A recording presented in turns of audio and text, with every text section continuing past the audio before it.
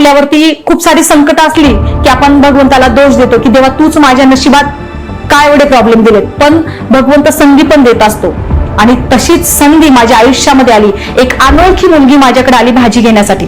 भाजी घ्यायला आली आणि मला बोलली की ताई तू एवढी शाळा शिकली आणि भाजी विकते, त्यापेक्षा असा एक बिझनेस आहे, तो बिझनेस जर तू केलास तर तुला भाजी विकावी लागणार नाही. मी खूप विचार केला की काय असा कन्सेप्ट, काय अशी अपॉर्च्युनिटी की बाबा मला भाजी विकावी लागणार नाही. कारण आज शाळा शिकून माझी अडाणीची गत आहे आणि ही मुलगी म्हणते भाजी विकावी लागणार नाही, समजून घ्यायला काय अडचण आहे. आणि असंच मला इन्व्हाइट केलं एका प्रोग्राम मध्ये. तो प्रोग्राम होता आपला सनेज कंपनीचा आणि तो प्रोग्राम मी अटेंड केला. आणि प्रोग्राम मध्ये सगळे लोक त्यांचा अनुभव सांगत होते. कोण सांगत होतं मी घर घेतलं, मी गाडी घेतली, मी फॉरेन ट्रिप केली, मी हाताची घडी पण सुद्धा सोडली नव्हती. मी विचार केला की आज शाळा शिकून अडाण्याची गत आहे आणि हे लोक सांगतात की बाबा एवढा आम्ही इन्कम केला, लाखो रुपये महिन्याला कमवतोय.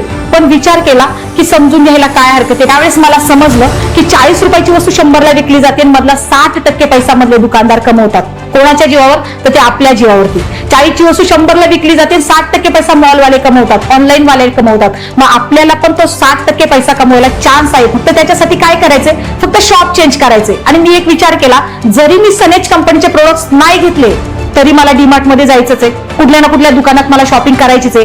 कारण हे घरात लागणाऱ्या वस्तू ते मी घरी बनवू शकत नाही. सगळ्या वस्तू मला कुठून ना कुठून खरेदी करायच्या. त्यापेक्षा जर सनेजचे प्रोडक्ट जर घेतले आणि जर मला हा बिझनेस जर भेटला, हा 60% पैसा कमवायला चान्स भेटत असेल, तो पण 0 इन्व्हेस्टमेंट मध्ये, तर काय हरकत आहे. पण मी डिसिजन घेतला कशासाठी, मला फक्त सनेजमध्ये कस्टमर राहायचं नव्हतं, तर मला माझ्या डोक्यावरचं जे कर्ज झालं होतं 17 लाख रुपयाचं ते फेडायचं होतं. विचार केला की 17 लाख रुपयाचं कर्ज फेडण्यासाठी मला मार्केटमध्ये 25 वर्ष लागणार आहे. पण जर मी सनेजला सुरुवात केली तर माझं 5 वर्षामध्ये कर्ज नील होईल. म्हणून मी डिसिजन घेतला.